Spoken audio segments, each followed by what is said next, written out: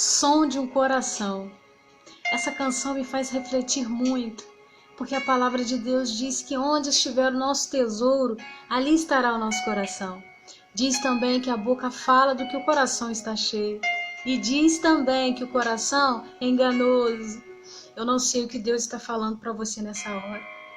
Eu só sei que o Espírito Santo de Deus tem tratado isso comigo. E eu preciso compartilhar com você.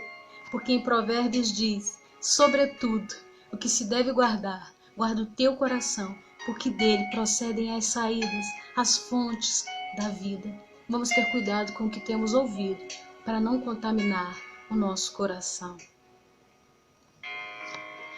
Qual é o som que tu queres ouvir de mim? Sim, Senhor. Qual a canção que agrada o teu coração?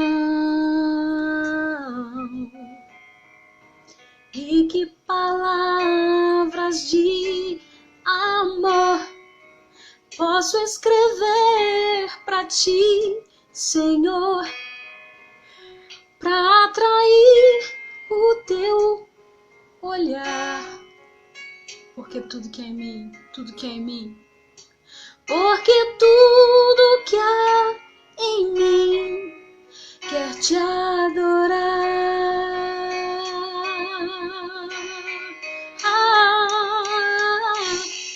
Eu sou de um coração que foi quebrantado, que foi perdoado. É o som das lágrimas que caem aos teus pés, pois tu és santo. É o som do vaso se quebrando, exalando o perfume que eu guardo só pra ti. É o som do meu coração te chamando, aleluia, pra perto de mim, aleluia.